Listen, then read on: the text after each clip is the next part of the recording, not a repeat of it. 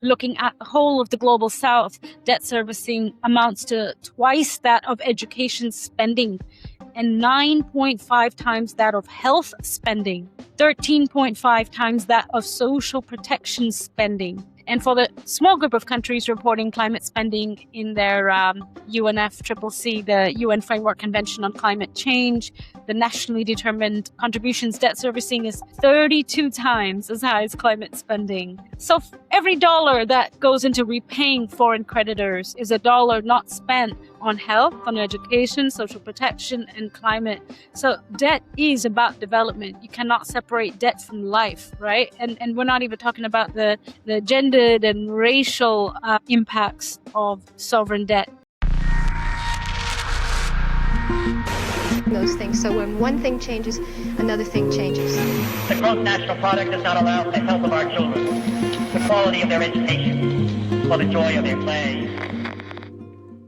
Hello and welcome to Invisible Handcuffs, a podcast that seeks to expose the economic ideology underpinning our crises and explore ways we can free ourselves from its chains. My name is Katie Shields and I'm a recovering mainstream economist and your host. Perhaps nowhere are those invisible handcuffs doing more damage right now than in the global south.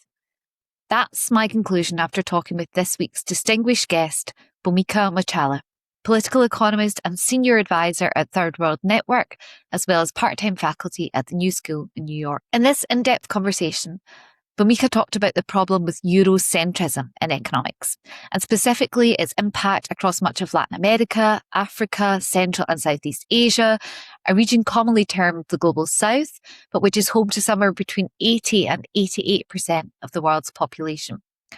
While the region is vast and varied, the countries have one common denominator.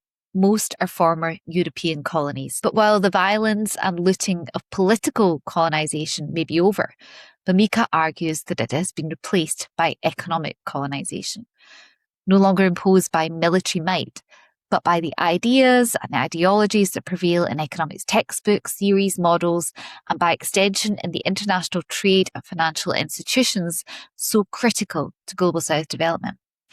We talked about one institution in particular, the IMF, which Bhumika describes as a kitchen table term in the Global South. Everyone knows it, few speak of it positively. Compared to the United Nations, where it is one nation, one vote, in the IMF, Global North countries have 8 times the voting power of their counterparts in the Global South. And yet it is in the Global South where the IMF is most prevalent, as a lender of last resort in countries that cannot simply bail out their banks each time a crisis hits. This Global North or Eurocentric dominance shows up in IMF loan policies which come with conditions that cut deep into a country's economic sovereignty, often under the guise of market liberalisation or fiscal discipline, concepts whose lineage can be traced back directly to neoliberal economists like Milton Friedman and the Chicago School. They force austerity on sectors critical to development, healthcare, education, public infrastructure, welfare, while demanding investability measures like cuts to labour protections, corporate taxes, or environmental red tape. In short, they underpin extraction and this so-called unequal exchange, which means over the past decades, countries in the Global South have transferred trillions in cheap resources and labour to the Global North. The injustice is that these crises, whether the 2007-8 financial crisis, the global pandemic, or the current inflation crisis caused by the US invasion of Iran, these crises often originate elsewhere, but they do more harm in the Global South because US and European credit rating agencies, operating under that same Eurocentric logic, expect countries will start piling on debts to provide such luxuries as basic healthcare or welfare payments, and thus slash their creditworthiness. This drives up the cost of debt and puts countries at risk of default, forcing them back to the IMF for another loan. And thus, what Bhumika terms as the vicious debt austerity cycle repeats. The numbers she shares on debt stress in the Global South today are truly shocking, with repayments in many countries far outstripping those for healthcare and education, let alone climate. And yet, that's not even the worst part. According to Bhumika, who has spent years studying this issue, the shock absorbers of this IMF and market-imposed austerity are women. They are the first to lose their jobs, the first to lose access to critical services like maternity care, and of course the ones that have to pick up the unpaid care that states can no longer provide. So we also talk about the need not only for economic justice, but epistemic justice, and not just in economics. While heterodox fields like post-Keynesianism, Marxism, feminist and ecological economics can offer alternatives to the neoliberal austerity being imposed now on a daily basis in the global south, there is a need for what Bhumika terms border thinking, thinking across and at the edge of disciplines and incorporating other fields from sociology and anthropology to indigenous wisdom. We end with Bhumika sharing her view on some possible issues around which we might unite across global north and global south. Bhumika's answers to my questions go long and deep. Offline, we discussed how the demands of conference panels and in social media to provide short sound bites often preclude the ability to provide sufficient context to what are deeply complex issues. I've only tried to give a taster here, but I do hope you listen to the interview in full. I personally learned so much from this conversation. With that, please join me in welcoming political economist Bhumika Muchhala. Welcome, Bhumika, to Invisible Handcuffs. Thank you, Katie. It's wonderful to be here. Yeah, thank you so much for joining us. I'm actually just going to jump right in. Great. Tell me, in your opinion, what is wrong with the way economics is taught and practiced today? So in my view, the way economics is taught and practiced today tends to be a bit of an epistemic straitjacket. So in other words, the body of knowledge that it's coming from is very limited. It is concentrated on one form of economics. There is an economic pluralism that is very much missing. I would situate this in this knowledge power complex that Foucault talked about, in that knowledge is constructed with attention to power relations, right?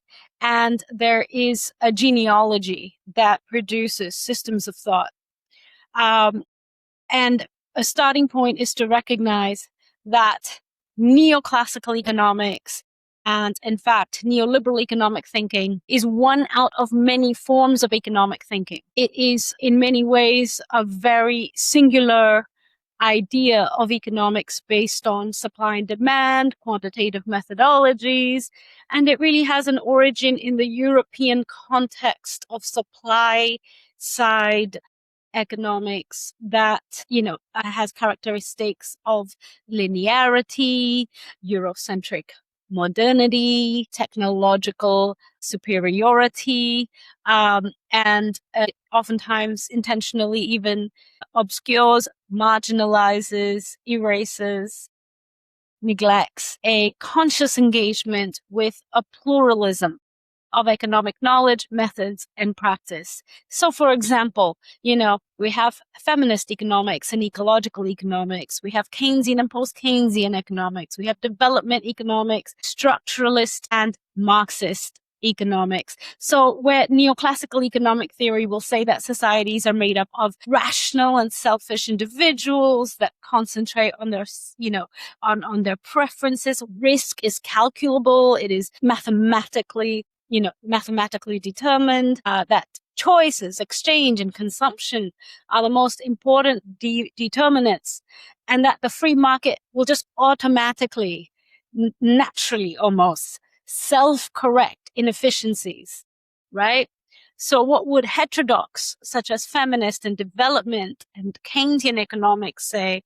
Well, they would say different things, but, they maybe would pay attention to the fact that, the world is complex and uncertain, that societies are composed of unequal structures stratified on gender and class. Say feminist economics would say, well, social reproduction is part of the economy. The care and informal and reproductive economies that sustain and generate human labor, that sustain and generate life. So, Keynesian economics would say you must use more active fiscal policy or countercyclical fiscal policy to redistribute wealth.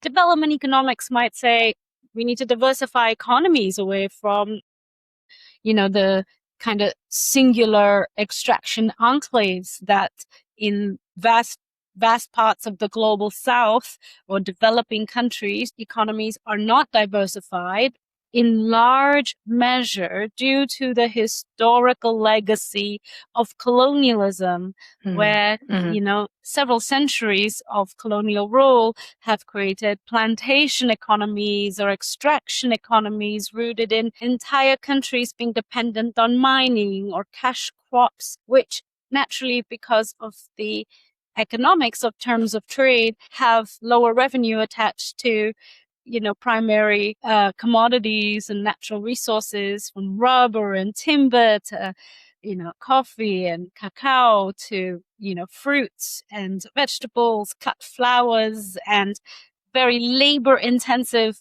low wage, exploitative export processing zone, or so-called sweatshop labor. So the sort of value chain and production chain matters. This matters to economics. This is what determines job creation. It's what determines the diversity of economic structures, whether in the global south, whether economies are dominated by multinational corporations or whether there are enough endogenous firms, endogenous and local businesses. Does an economy support small and medium enterprises, or is it completely dependent on multinationals? So these are sort of the questions that we would want to ask if we make economics relevant for the vast majority of people and places in the world. So, as might be obvious, I come from a global south lens. I am a development economist. I focus on feminist political economics from a global south lens. So I do really orient and ground the questions of economics within, for, and about the global south, which is not separate from the questions relevant to the advanced industrial economies, but are differentiated. It has a differentiated strand.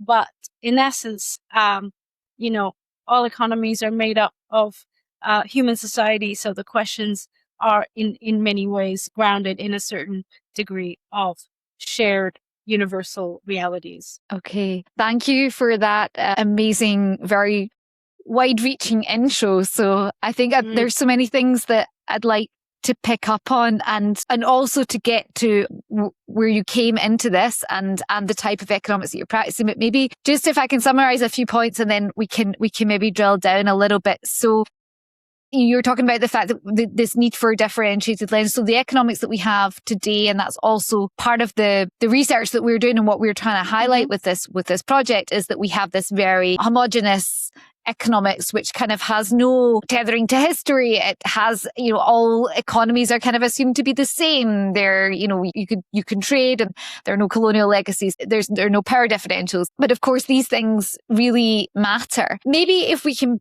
pick up a little bit then on the fact that this is the kind of economics that is being practiced in most institutions around the world, and particularly our global institutions, so like the IMF, the World Bank, which are particularly influential, I would say, for the kind of development paths of countries in the global south, in the global north as well, but in particularly in the global south. And you mentioned this is kind of where you're focusing.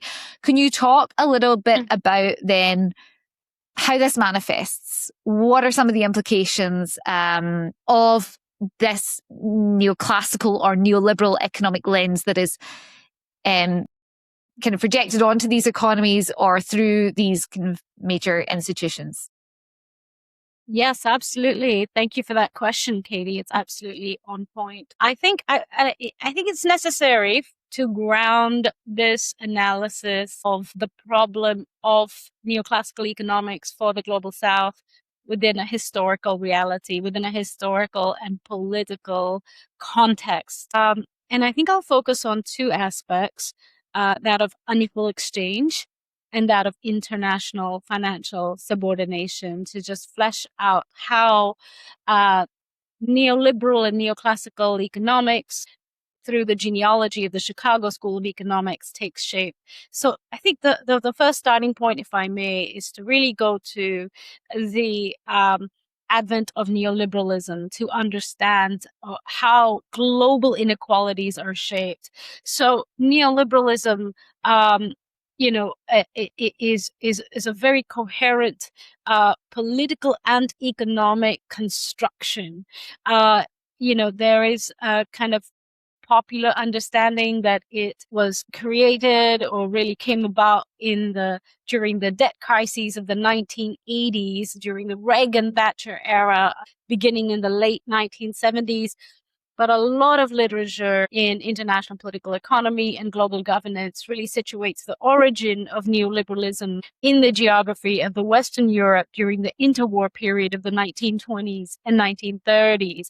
And it was during this interwar era that a movement toward the creation and the governance of institutions ensued in a very specific and intentional manner in which states are to ensconce and facilitate markets through the creation of universal rules, norms, and legal protections. So it is not the shrinking of the state, but rather the orientation, the gaze of the state towards facilitating and protecting the market. So it's this sort of a starting point in that context of the interwar era. There was an awareness that the market would not naturally conjure the conditions for its flourishing, that the market would actually require a re-engineering of the state in order to guarantee the success of the market and its most important participants at that time emerging fast, that of modern corporations and large institutional banks. That there was an understanding the state would have to support these big banks and corporations. And it was an elite cadre of experts that envisioned the global economy as a unitary and wired circuitry managed by sort of singular marketplace ethos. And this marketplace ethos, is really what was institutionally then established through the Bretton Woods Conference in 1944 at the sort of culmination of that interwar period. In the decades after, starting in the late 50s and 60s and into the 70s, the Chicago School of Economics, it congealed itself into a coherent economic school. And the Chicago School of Economics, oftentimes associated with the neoclassical economic canon, is really rooted in a defining principle. And I think it's important to clarify this defining principle before really fleshing out the inequality that ensues. And this defining principle is a belief in freedom, as its iconic spokesperson, Milton Friedman, really argued that the freedom of markets and freedom of choice is fundamental and was placed at an apex, subsuming equality of distribution and outcome. So there was a coherent shift from distribution and outcome to choice and markets. And it was underpinned on this idea that the free market is the most efficient means of organizing resources and welfare. Government intervention in economic policy making is always suspicious. So this was the start of the kind of vilification of the public sector, right, as the problem rather than part of the solution. But really, it put forward this quantitative theory of money, or what is called monetarism. It says, in other words, that excess money representing demand will always and inevitably produce inflation. So targeting this inflation became really almost a totalizing project. And, Friedman had articulated in his publications in 1962 that there are two ways of coordinating the economic activities of the people. One is the direct use of force or coercion, the technique of the army, the totalitarian state. And I think that refers also to the eras of, these totalitarian and fascist dictatorships and the history of colonialism in the technique of the military army. But then he also said we now need to shift into the voluntary cooperation of individuals. And therein began this ideological project aimed at reifying the free market within a culture of liberalism. So we cannot separate neoclassical economics from also the social culture of liberalism and its ideas and its norms, right? So then we get into how we come to a place of unequal exchange. And this is where the dependency economists and world system theorists from the global south, actually in the decade after Milton Friedman published much of his work, in the decade of the 1970s, we have Samir Amin, we have Giovanni Arrighi, and we have Emmanuel Wallerstein, among many others from across the global south, but also from North America and Europe. And they argued that unequal exchange is what determines the world economy, that we have extractive flows that are automatized or just function on the multiplicity of registers from monetary to labor to gender and involve historical and ongoing forms of appropriation. They also really kind of located that this unequal exchange is facilitated through unequal currency hierarchy as well as the international division of labor. So this was an attempt to really situate, well, what is actually happening on a world scale, right? So you really have this this response, or maybe not response, but you have this other side of an economic argument that really, shifts away from individuals and choices to production and distribution, right? So you really have this different register. And they argue that price suppression in the global south enacted by the currency hierarchy means that the south must export many more units of labor and resources than it imports to achieve a monetary balance of trade. So in other words, there's a constant transfer of labor and land and resources from the south to the north, developing the latter, impoverishing the former.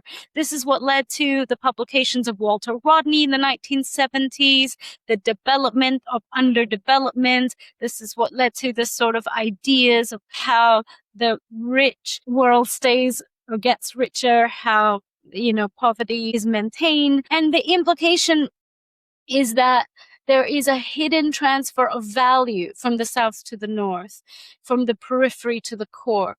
Really, I think this was kind of undermined, or there was a suppression of this sort of research and analysis. And it's really been the last 10 to 15 years that researchers have come out with a resurgence. We now see a resurgence of talking and thinking about dependency economics, that it's not irrelevant, it's not dead. In fact, there's been so much rich thinking and analysis that it actually explains so much of our economic realities on a global scale today, that researchers have talked about how rich countries, by and large, former colonizers, have drained 152 trillion from the global south between 1960 and 2015.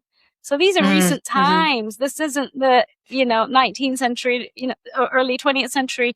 It's 1960 to 2015.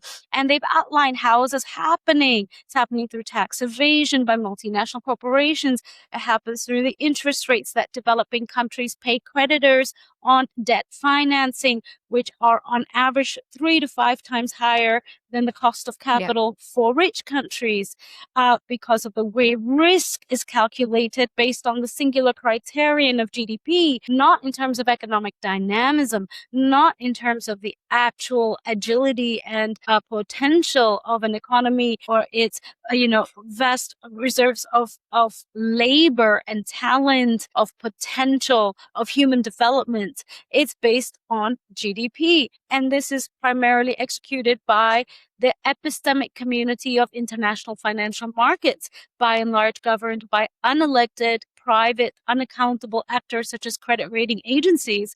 Credit rating agencies work on behalf of their investors and their, asset management and investment firms. They do not work on behalf of any nation or government. They are not held accountable. They have been critiqued for, I think, a long time now for their methodological biases.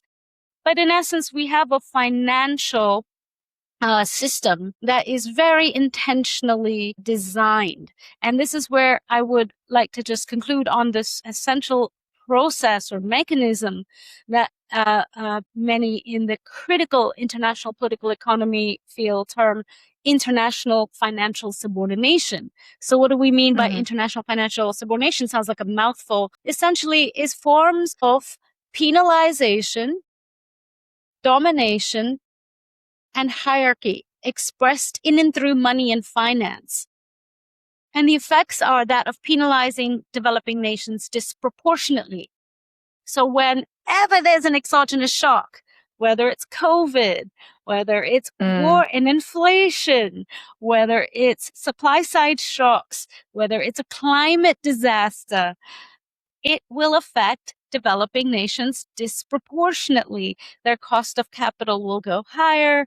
There will be capital outflows that will traverse from developing nations back into the safe haven assets of the US dollar or other reserve currencies. And we see this repeatedly. We've seen this with COVID. We saw this with the monetary tightening done by the US Federal Reserve in 2022.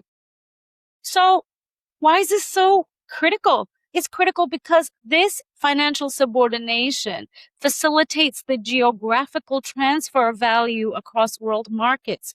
The drain I was talking about, the financial extraction of 152 trillion, the number isn't as important as the fact that vast sums of financial and monetary resources are being siphoned systematically without territorial presence, without military coercion. It is done embedded through the arrangement of political and economic mechanisms in the international monetary and financial system.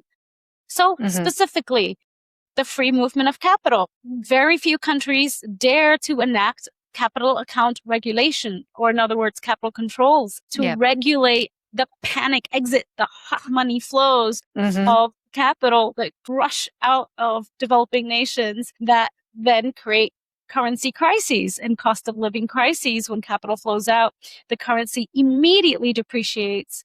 So real wages are sliced into a fraction of its value the day before. Then you have economic contraction, which falls disproportionately on women. So these sort of financial and economic norms and standards, the free movement of capital, US dollar hegemony, which creates that, need to accumulate foreign exchange reserves in reserve currencies at the expense of using that foreign money for actual development needs, for actual national needs. It also means maintaining the low inflation levels and low fiscal deficit targets, otherwise known as macroprudential financial norms or sound finance or fiscal discipline. This is the metrics that nations are judged on when their risk rating is assessed by rating agencies.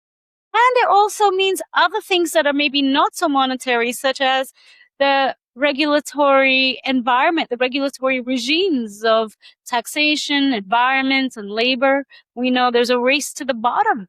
There's a race to the bottom in deregulating the environmental protections, public interest laws, labor laws to attract investment.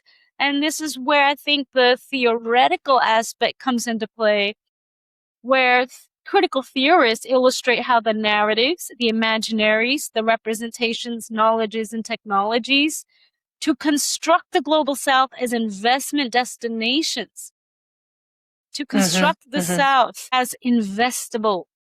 This investability doesn't just come through the last 40 years of neoliberalism. It is embedded in the long durée, the long history of race, colonialism, and empire.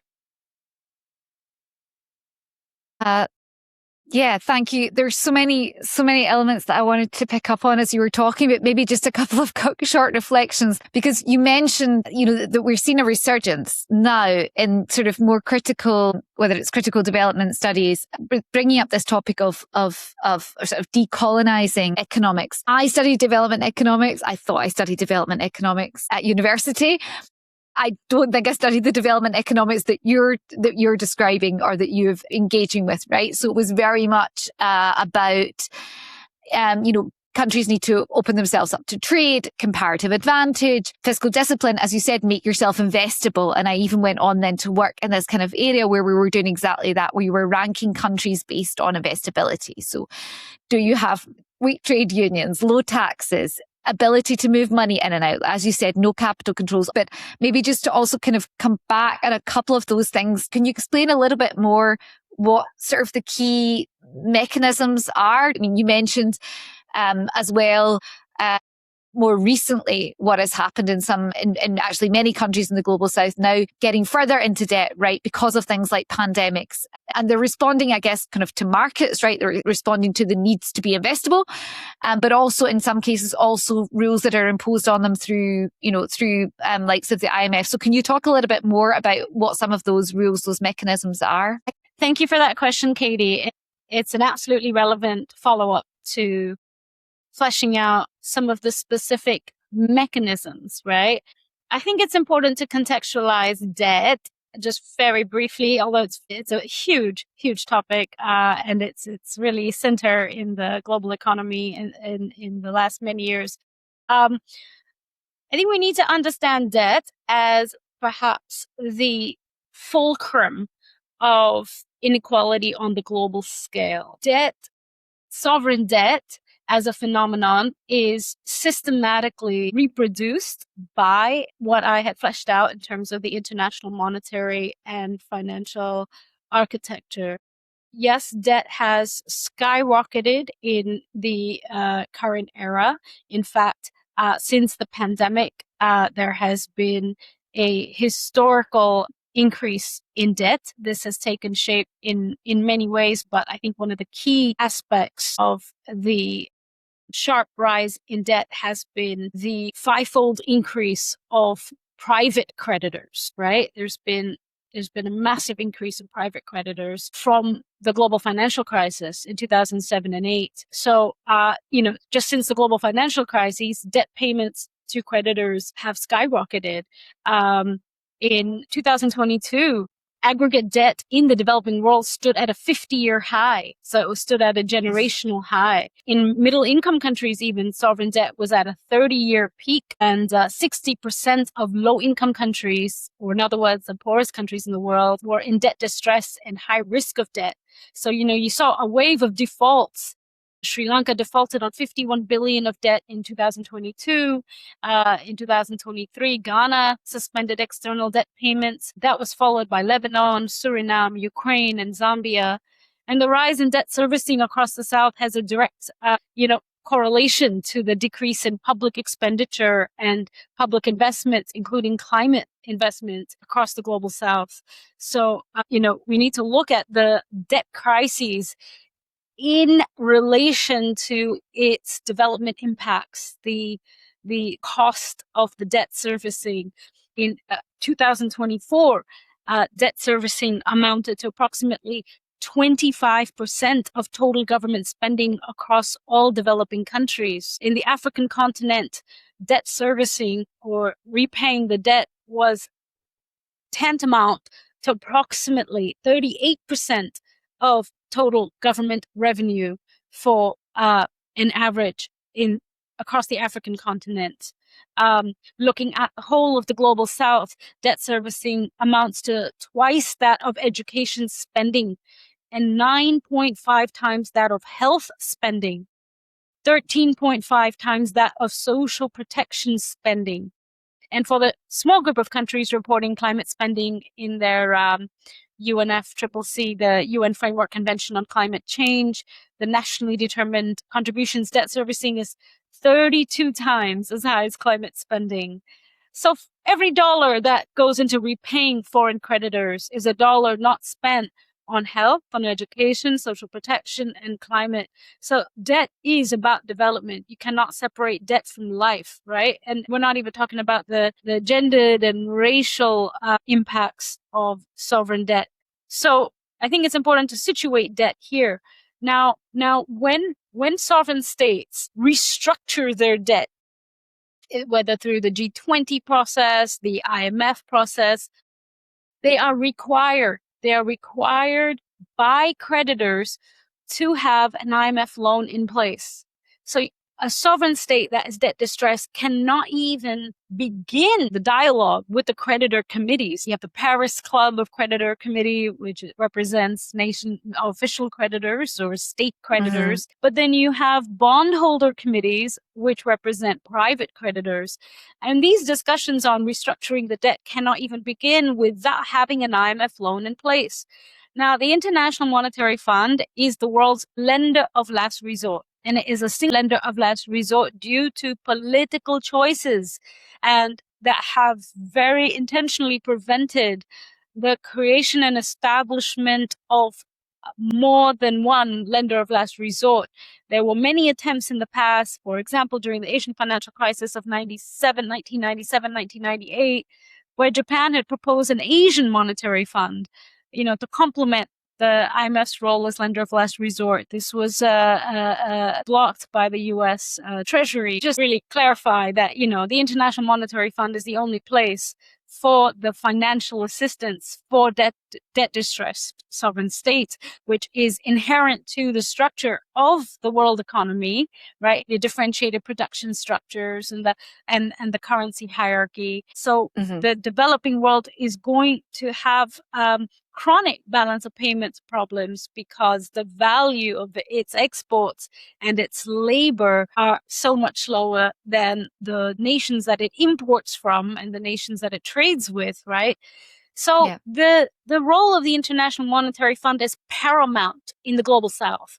Therein is the irony that the average person in the United States and Western Europe may not have heard of the International Monetary Fund, but just about any layperson in the global South has heard of the International Monetary Fund. It's in the papers. It's talked about. It's a kitchen term. It's a kitchen word. So the monetary fund, the International Monetary Fund loans are historically conditioned on austerity measures or so-called fiscal consolidation measures. These fiscal consolidation measures, for example, are regressive taxation on goods and services. Regressive taxation means low-income communities will pay disproportionately more for them. You have public sector wage cuts and expenditure reductions. So you have all these budget cuts in health, education, social protection. Already the debt servicing is eating out of the national, development budget. But then austerity measures mandate these cuts in order to ensure that there will be a continuation and an honoring of debt servicing. You also have privatization of state-owned enterprises and, local firms. You have labor market flexibilization measures that, the race to the bottom I was mentioning on labor standards. And of course, a maintaining of sound finance or the macroprudential norms of inflation targeting and low fiscal deficits. But you also have an increase of natural resource extraction and an increase in deregulation of government contracts, especially in infrastructure. All of this to essentially undergird that neoliberal, zeitgeist of liberalization, privatization, deregulation. I think it's important to also contextualize that austerity has become a norm. It's not simply driven through IMF loan agreements. Essentially, it has become a naturalized global economic system. Austerity affects both rich countries and poor countries. It has become essentially the economic consensus. So, the research points to the fact that on a geographic scale, austerity affects 85% of the world population in the post-pandemic years. But here's the discernment or the differentiation. 85% of the world population, but 80% of the affected population are in developing countries across the Middle East, North Africa, Sub-Saharan Africa, South and East Asia, and the Pacific, small island developing countries, Latin America, and the Caribbean, to really name the regions, right? And it doesn't seem to matter that you have streams of empirical data-based evidence from academics, from statisticians, from UN agencies, from think tanks that really flesh out, that really state that austerity creates inequality. Fiscal consolidation measures are interrelated with an increase in the Gini coefficient that fiscal consolidation and economic austerity constrain the vitality, the dynamism, the flourishing of the real economy, of employment and production, of exchange, of dynamism, of human development, social development, that exacerbates the debt distress. So this is essentially what has been termed by many in international political economy, by activists and advocates and campaigners, as the so-called debt austerity trap. The debt austerity trap. The debt distressed nation, imposes austerity on its country, on its people, and thereby exacerbating its debt distress. And so it becomes a cyclical trap in many ways. Yeah. And I think what you were saying there about, despite all this evidence, right? I think that's also what we're trying to unpack with this series, is that why, when there is so much evidence, and you mentioned it here, I am shocked by these numbers. It's shocking everywhere, but it's shocking if you think back to what you were talking about. There's so much potential. There are high levels of unemployment, especially youth unemployment. There are, great resources. There's so much work to do. Like, there is so much work to do. Why are countries being forced into austerity? And as you say, then it impacts the most marginalized, the most vulnerable, and more disproportionately women, which I know is your theme, and I'd like to touch on a little bit. Just to reinforce for listeners as well, it comes back to these ideas. And maybe it's also worth mentioning as well, the IMF, the United States appoints the head of the IMF. So maybe people in the United States might not have heard about it, but they are basically controlling this institution. Also has the largest number of votes. Correct me if I'm wrong in any of this. And the policies that are being implemented, this, I think it's called surveillance, right? So the work that is done to look at the countries, to advise on, and it's not just little things, it's a broad based, group of measures, right? These structural adjustment programs or whatever loan conditions that countries need to implement in order to meet the conditions for the loan, which they have to meet, otherwise they don't get any other credit. So the ideas that are underpinning them are these ideas that kind of come back to the neoliberal Chicago school, kind of now effectively neoclassical economics, what is taught. I would like to come back to that, but I don't know, maybe if to wrap this portion up, if we could talk a little bit more specifically on this gendered lens. I know that you've done quite a lot of research on that. Sure, absolutely. So yeah, my work really does center on international financial subordination and unequal exchange, but within the lens of, with relevance to feminist political economy and intersectionality. Just to clarify, the head of the International Monetary Fund is always appointed by Europe, by the European Union. President. Okay. And the head of the World Bank is always appointed by the US government. And it's informally known as the gentleman's handshake. Right. Or the gentleman's agreement, that Europe appoints the IMF, the United States appoints World Bank. However, yes, the United States has veto voting. Yeah. So it can veto any decision by the executive board of the IMF, which gives the United States the apex of the decision making, but also in the IMF executive board, rich countries or the Western European nations and Japan, United States, Australia, New Zealand, they hold over half of voting power. Half of voting power. So, for every vote that the average person in the industrialized rich countries have, the average person in the global south has only 1/8 of a vote. So in many ways, this really shocking degree of disproportionate economic decision-making power is where you can really see the material and historical inequality play out in the governance inequality, right? Which is why for many advocates of global economic justice and for fair governance in the world economy, the United Nations General Assembly is such an important platform because it's one nation, one vote. It is the only international organization that has one nation, one vote.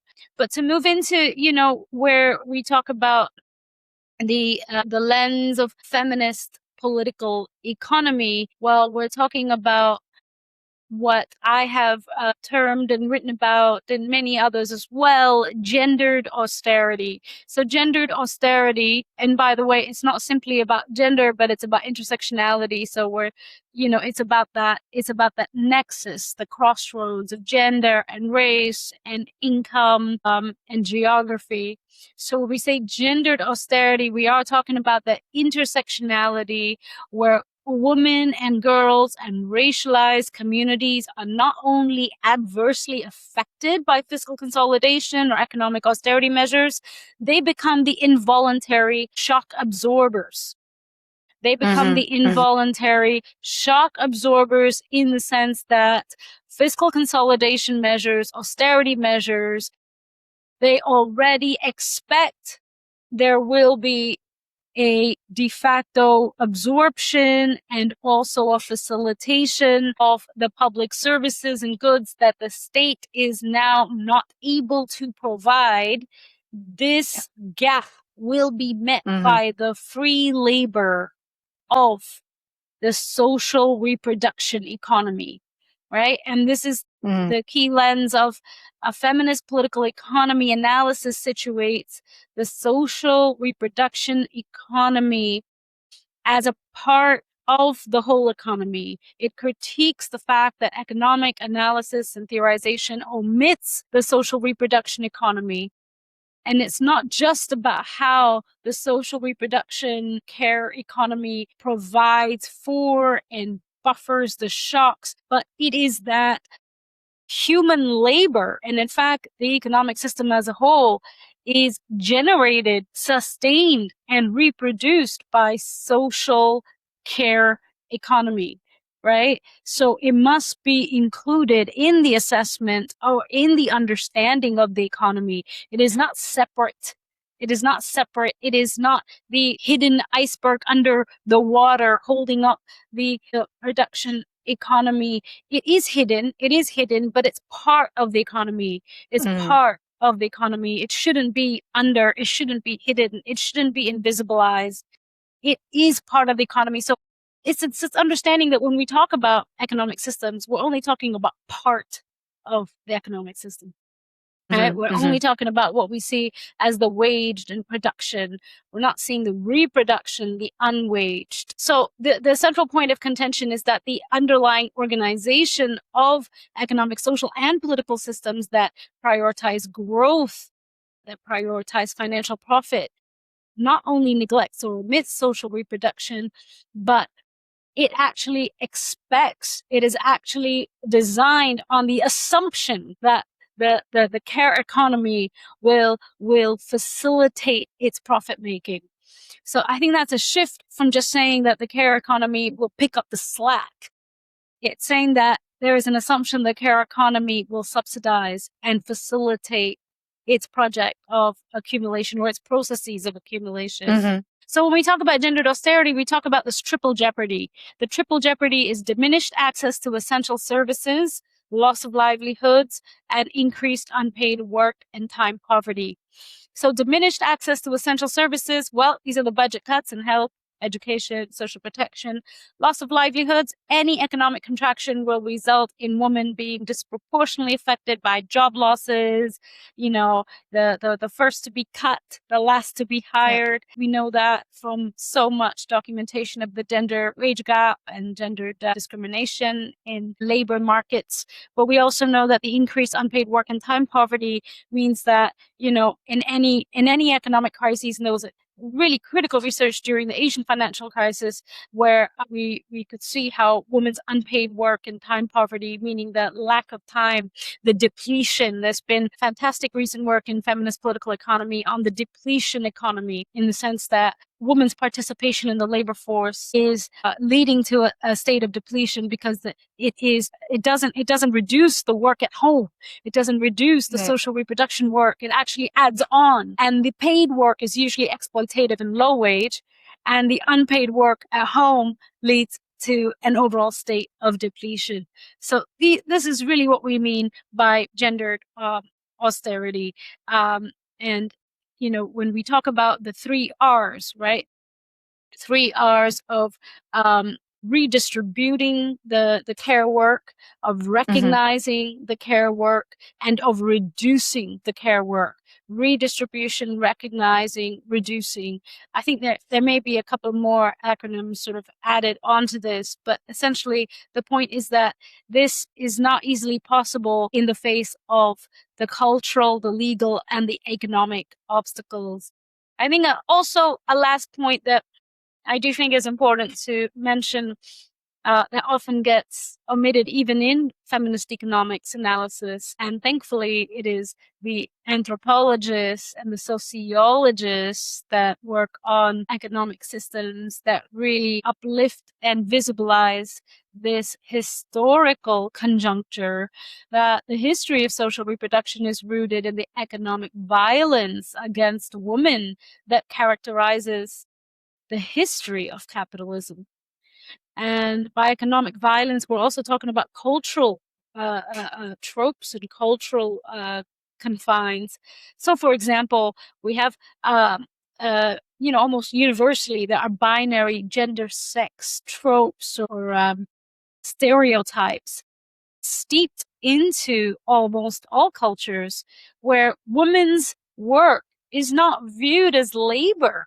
It's perceived as the natural biological role of woman, an act of love, right? You have religious pressures and very hegemonic ideologies universally that reinforce this gender depression. And it's bolstered by state action, by state laws that restrict women's autonomy, that restrict women's inheritance rights and property ownership rights and access to education, especially higher education and university education, as well as gender-based violence, the failure to enforce domestic violence and sexual assault laws. So it's really a larger question of patriarchal structures and practices that have subordinated women historically. And we look at the advent of industrial capitalism in a historical lens where, industrial capitalism drew primarily men out of the home and into the factory, but it made women's work private, confined to the home, invisible, and devalued. Right. And this was a shift from when work was home-based, farm-based, when women and men worked at home. Right. And maybe it wasn't an equitable sharing. And certainly there was patriarchy, but women's work was not segregated in such an explicit way. And let's not forget, layered onto these processes in capitalism, the racial stratification, racialized inequality, divided groups and nations in the layering with gender. So I don't want to forget the fact that there's many other kinds of stratification, not just gender. So we can really situate these inequalities, these social perforations within the deeper construction of an unequal hierarchy of humanity, right?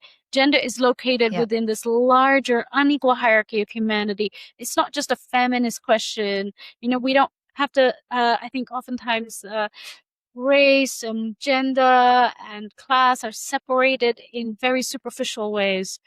So I think a more historically grounded understanding of power in how it shapes society and knowledge and ideas of labor and value, of production and reproduction, of care, of well-being is really required. Thank you. This is a nice point, I think, to bring in the topic of education. So it's kind of exactly that is missing. So our economics education today just simply doesn't even mention power dynamics, power relations. The historical element is completely missing. It's completely ahistorical in a sense. And you talk there about what feminist political economy brings, and you mentioned two words. So there's the feminist aspect, and there's also the political economy. When we were offline, you used a phrase, and I said, I want you to bring this phrase back in again. Can you remember the phrase? Yeah. I mean, it's a very popular sort of proverb almost at this point, that economics is simply politics and technical drag.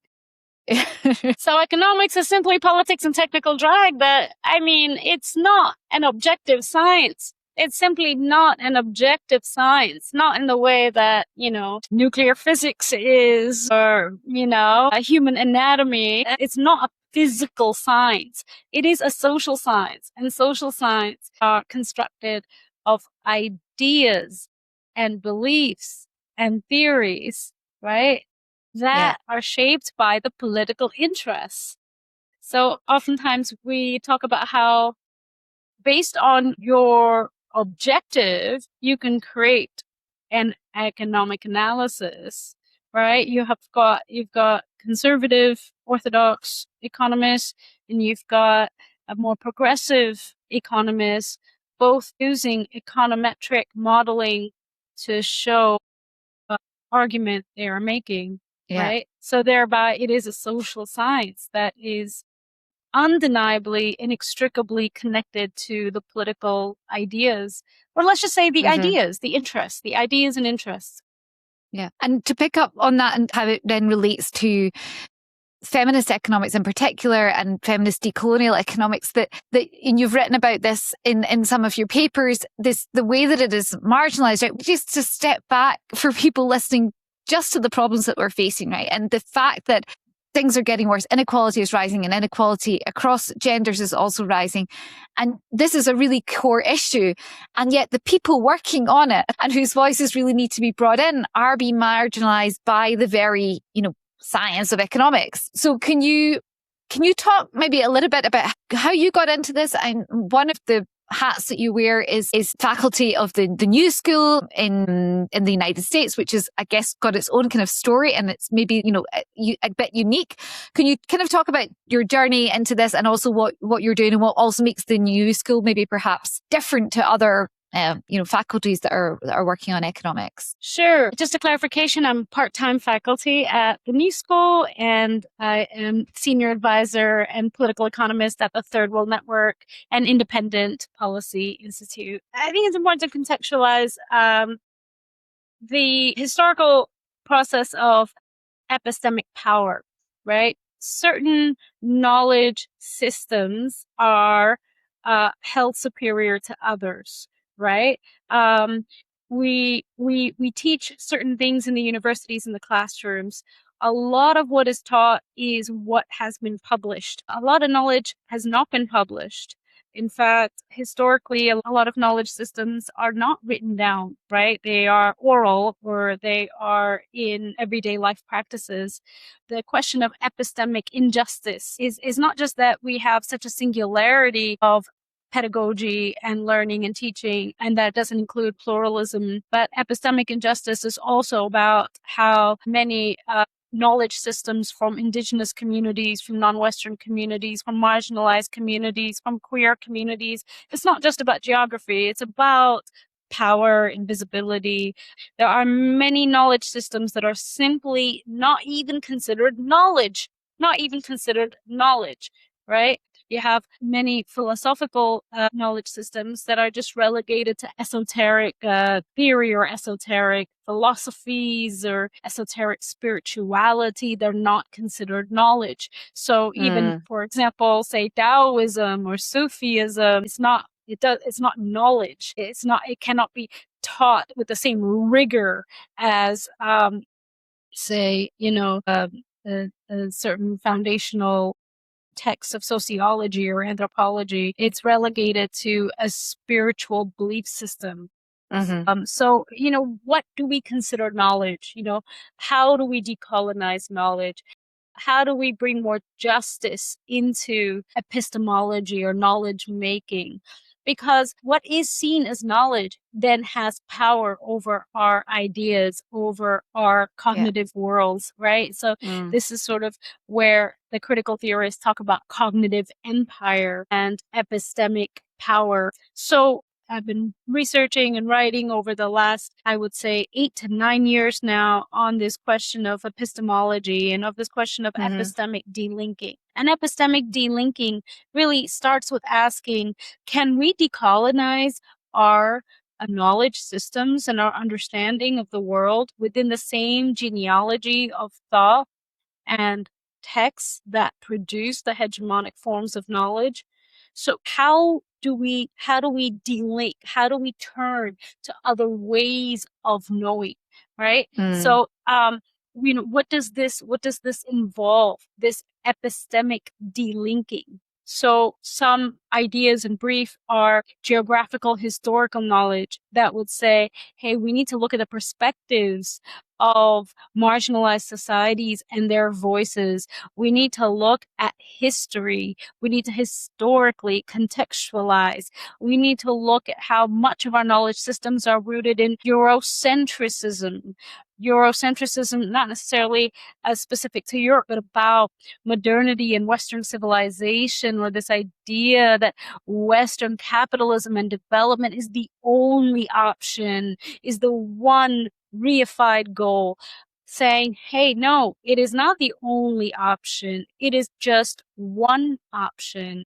Right? We need to look at embodied knowledges through the folklore and stories, the ways of living of people and communities that are cast out and rendered invisible by hegemonic knowledge systems. So here I would really point to indigenous communities and their knowledge systems. We need to look at border thinking. This is a term by the decolonial thinker Walter Mignolo, who refers to border thinking as a continual process of integrating progressive aspects from different locations and time periods. So this kind of chips away at this easy and simplistic binary of colonial versus modern, Western versus non-Western. No, border thinking is about locating the integrity of the idea. Doesn't matter where it's from, what time period, man, woman, white, brown, black. It is really about the integrity of the thinking.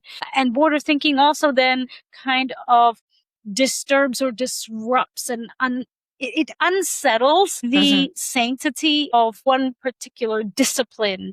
So for example, Marxism, border thinking would say, well, Marxism may not be sufficient or it may not be inclusive of, say, gender questions or race questions or historical questions. So we might need to do border thinking. In that way, we have to integrate different aspects, right? So, also pluriversality, engaging with the sites of forgotten or marginalized knowledge systems, and then addressing methodology and pedagogy, different ways of teaching and research, different ways of publishing, different methods. And with attention to methodology, mixed methodology, quantitative and qualitative, to recognize the value of qualitative methodologies and what knowledges they can produce, that the quantitative may only go so far. It may not show many realities and narratives that only the qualitative can really unearth, right? Yeah.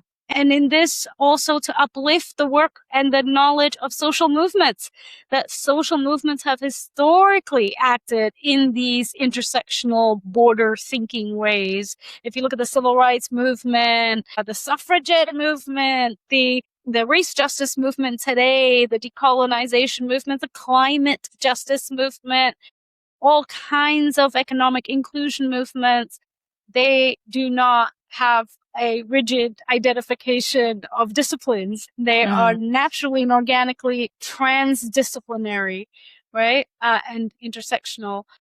So, one of the questions I sometimes ask is, how can natural disasters wrought by climate change be separated from social and economic inequalities?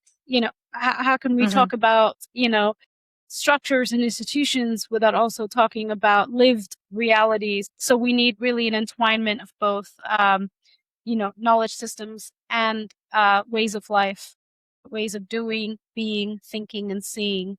May not be, in most university contexts, it may not be, possible, because a lot of universities often are quite rigid with their disciplinary purity.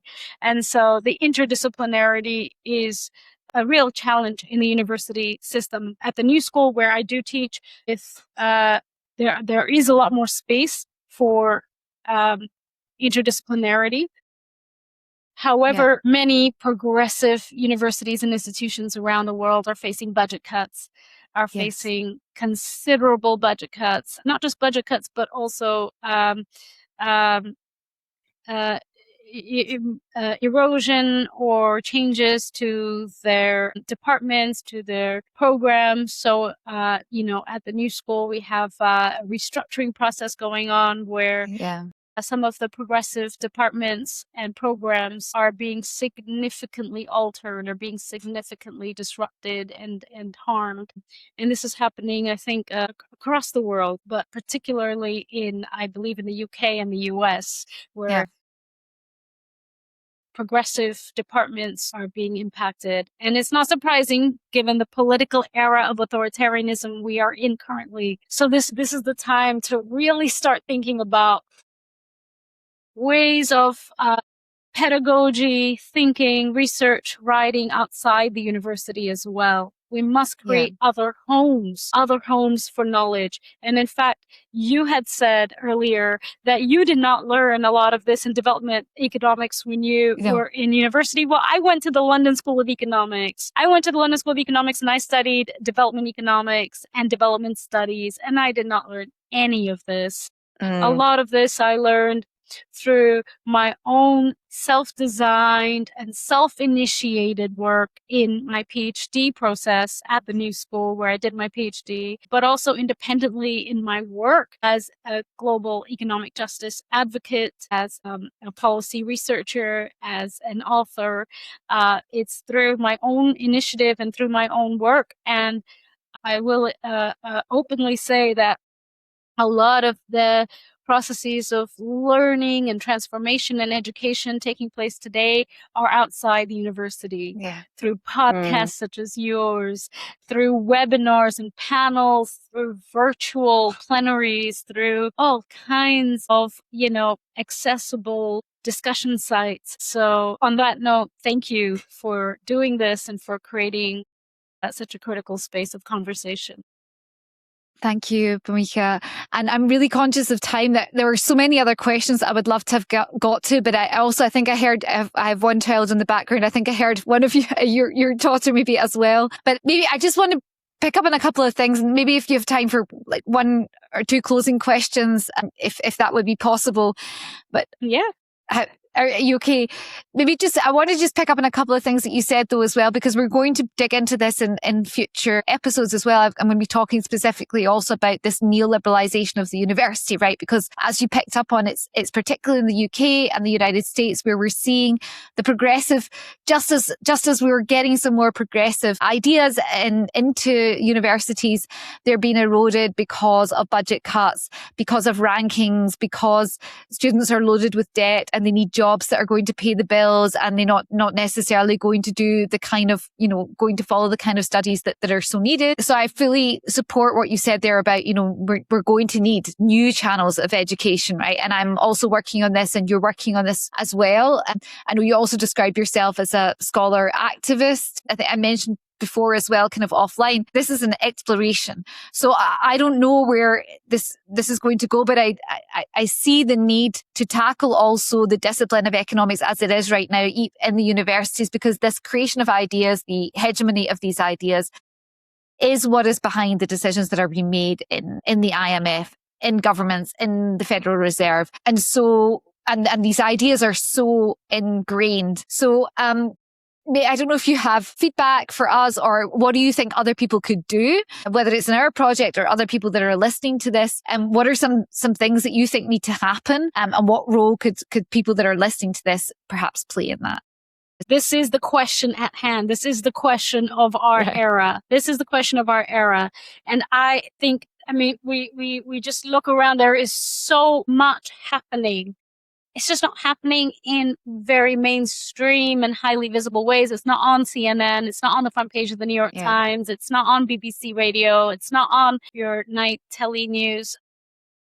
But there are waves, there are momentum waves from social movements for economic and climate justice to feminist movements. There are decolonizing economics. There's really a new wave of critical thinking in economics, in political science. You have, especially out of the pandemic, at least some critical waves of like racial justice, But there's also been a global momentum on reviving decolonization, very explicit and clear understanding that colonization is not over, it's all over. And the decolonization journey is not a finished tale. And in fact, on the economic lens, on a global scale, there's an understanding that, political decolonization is not the same as economic decolonization, and the creation of sovereign states when national freedom movements, fought for sovereignty was a political freedom, was a political sovereignty, not necessarily an economic sovereignty. Yeah.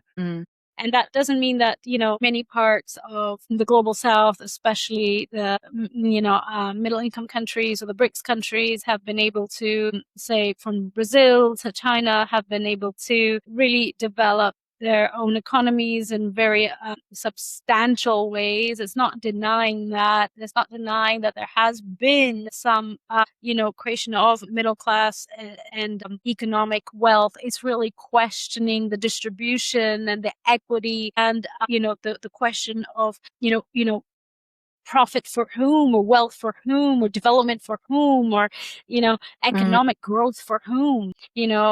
Where is the wealth of the nation going, and what kind of societies are we creating, what kinds of materials are we producing. I think the momentum has to be, I think it has to scale up in many ways. I think some of the work of the United Nations in terms of this post-growth and degrowth momentum, which would have to be differentiated and clarified, that, it would be degrowth for rich countries, for many poor countries. There would need to be more dynamic growth and more pathways for inclusive and green industrialization and economic diversification and job creation. But I think we do need to advance ways in which to uplift more progressive and just ideas. I think globally we see momentum with the idea of affordability.